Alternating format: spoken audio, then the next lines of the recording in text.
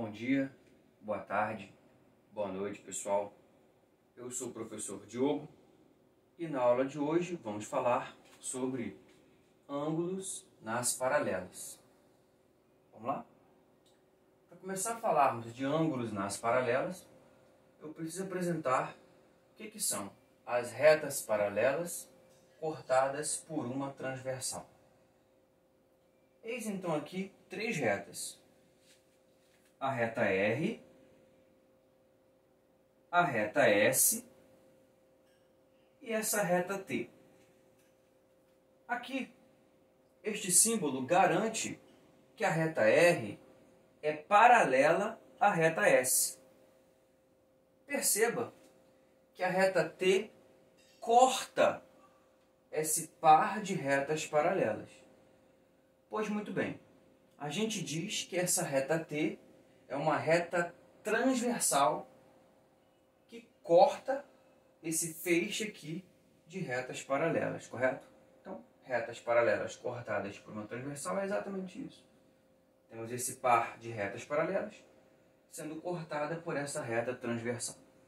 Ok? Bom, eu gostaria muito que você percebesse que nós podemos identificar ali pelo menos 8 ângulos, né? Essa reta transversal cortando essas duas retas paralelas geram para nós 8 ângulos. Vamos elucidar cada um desses ângulos a seguir, ok? Bom, nós temos aqui este ângulo, que eu vou chamar de A. Nós temos este outro ângulo aqui,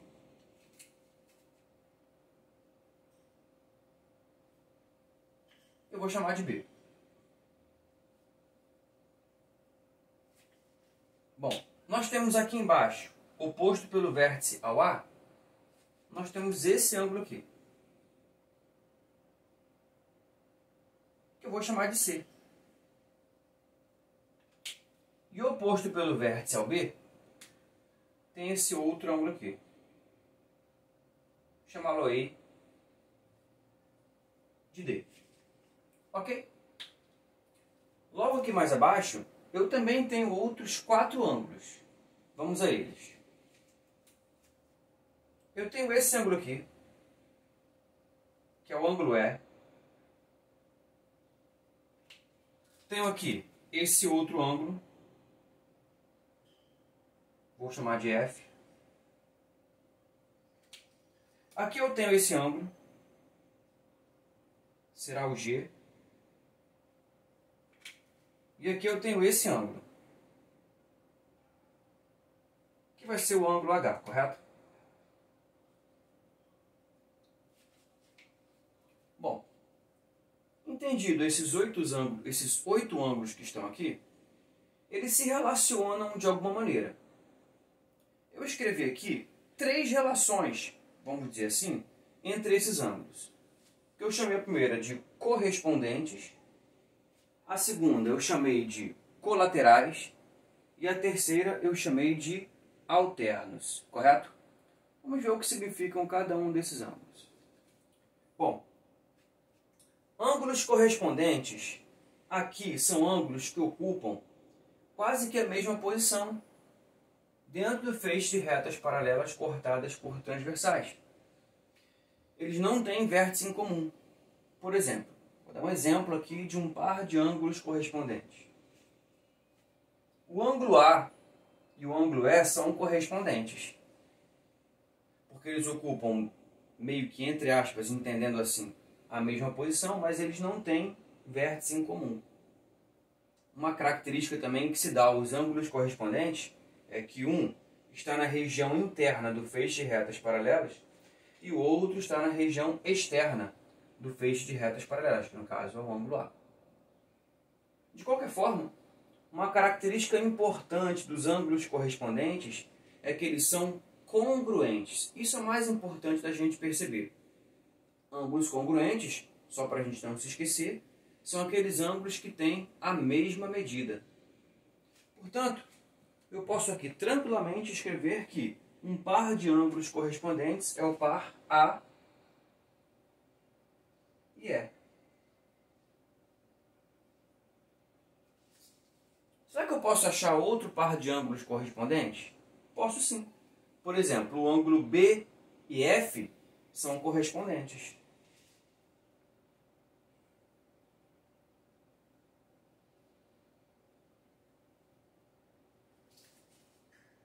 Será que tem outros ângulos correspondentes aí? Tem sim. O ângulo C e o ângulo G são correspondentes.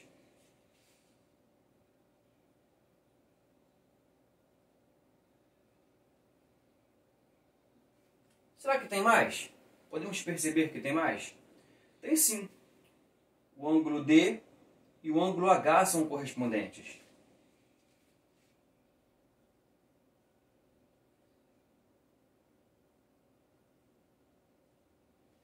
Lembrando que todos esses ângulos correspondentes, o par tem a mesma medida.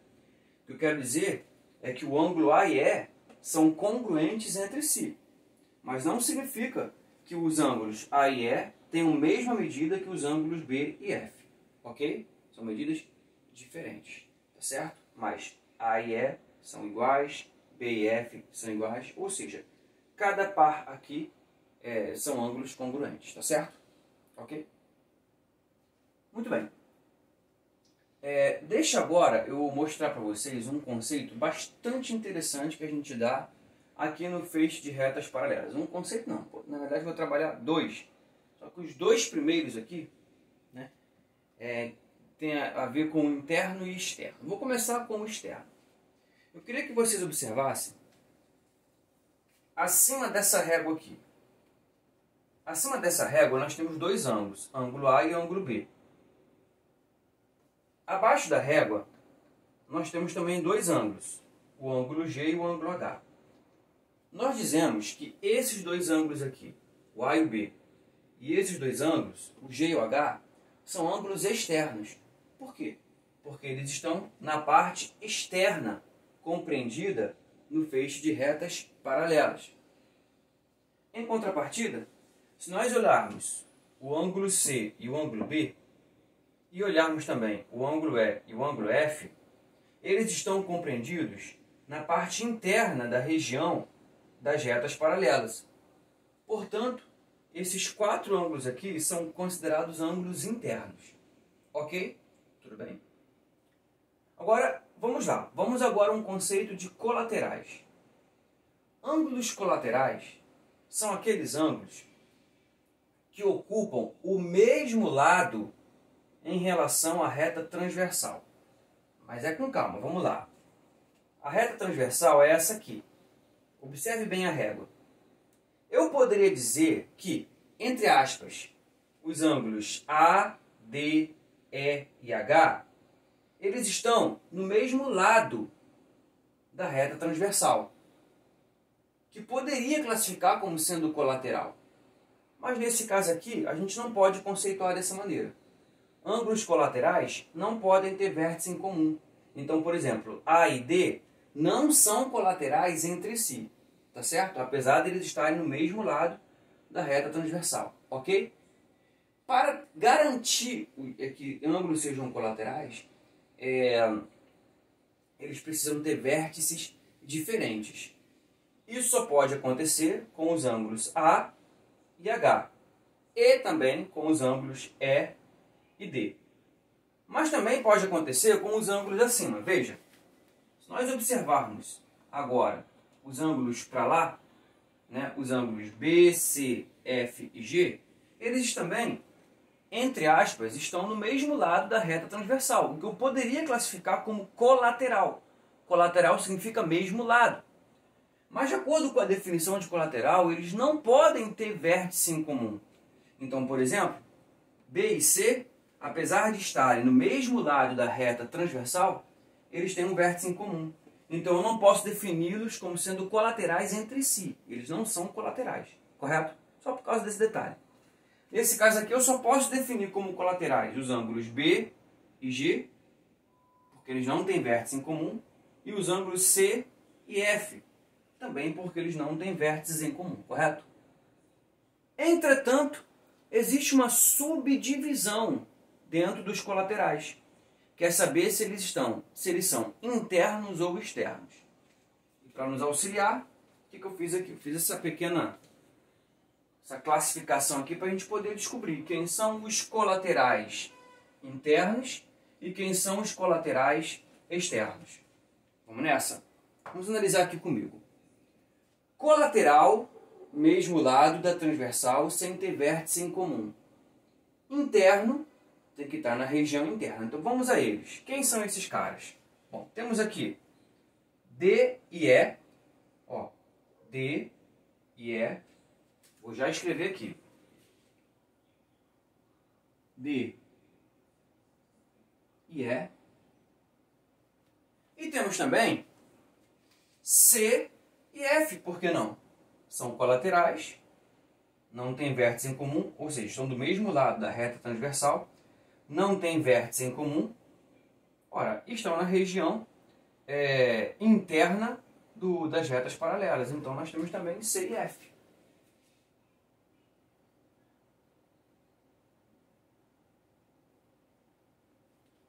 Pronto, não tem mais ângulos colaterais que sejam internos, só tem esses aí. Vamos aos externos. Os externos estão na parte externa, obviamente, da reta transversal. Então só podem ser os ângulos A e H,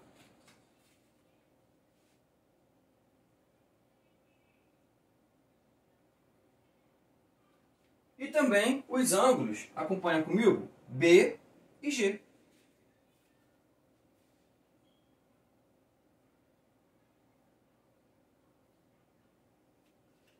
Bom, pronto, completei. Só que nesse momento, você deve estar se perguntando, o que está escrito aqui embaixo, né? Suplementares. Por que eu escrevi isso, suplementares?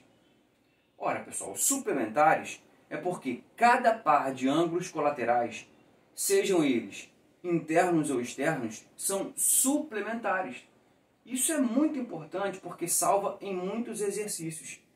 O que significa ângulos suplementares? São aqueles ângulos que somados dão 180 graus. Então, não vamos esquecer que são aqueles ângulos cuja soma é 180 graus. Soma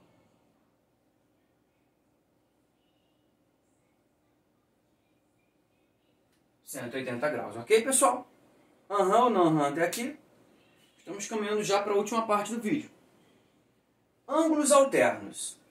Alternos é o conceito ao contrário dos colaterais, né? Se os colaterais ocupam o mesmo lado da reta transversal, os alternos vão ocupar lados alternados da reta transversal. Por exemplo, considere aqui essa reta transversal e considere os ângulos aqui, nelas estão preenchidos. Eu poderia dizer, por exemplo, que os ângulos A e B são alternos, porque um está de um lado e o outro está de outro. Mas, novamente, eu não posso classificar ângulos alternos como sendo um vértice em comum. Então, um tem que estar de um lado e o outro tem que estar do outro lado para ser alterno, mas não pode ter vértice em comum. Nesse caso aqui, por exemplo, como é alterno, eu tenho o ângulo A e o ângulo G. Seguindo essa mesma linha de raciocínio, o ângulo B é alterno ao ângulo H. Seguindo essa mesma linha de raciocínio, o ângulo D não pode ser alterno do ângulo C, porque tem esse vértice aqui em comum. Portanto, o ângulo D ele é alterno ao ângulo F. E o ângulo C é alterno ao ângulo E. Só que você pode reparar que eu também fiz subdivisões, internos e externos. Isso tem a ver com a região das retas paralelas que eles ocupam. Então, vamos começar pelos internos. Os ângulos alternos internos são aqueles que estão par a par na região interna das retas paralelas e que também são alternos. Então, são os casos de D e F,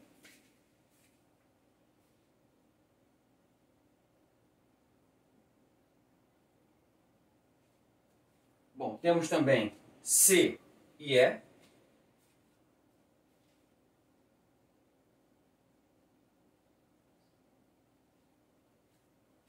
e não tem mais nenhum caso de alternos internos. Vamos agora aos alternos externos, que são aqueles que estão na região externa do feixe de retas paralelas. São os casos de A e G,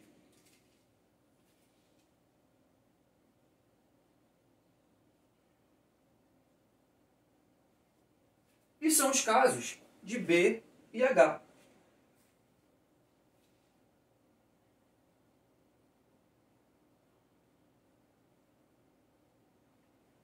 Pronto, gente. Completei agora. Você deve estar se perguntando o que eu escrevi aqui. Congruentes. Sim, pessoal.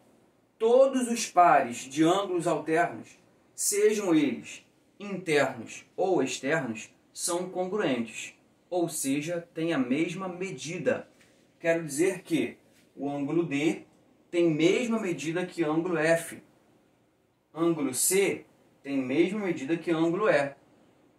O ângulo A mede a mesma coisa que o ângulo G e o ângulo B mede a mesma coisa que o ângulo H. Eu não posso dizer que o ângulo A e o G e o B e o H são todos iguais, não é isso, entenda bem. A é igual a G, mas A não é igual a B e nem igual a H, correto? E assim, essa mesma linha de raciocínio eu trago aqui para cima do D, F e C e E. Correto, pessoal? Tudo bem? Bom, vou dar frente aqui para você dar uma olhadinha, se você quiser dar um print nessa tela. Ok, galera? Bom, pessoal, eu vou ficando por aqui. Eu espero que você tenha gostado. Eu espero que você tenha aprendido. Até o próximo vídeo. Valeu. Tchau, tchau.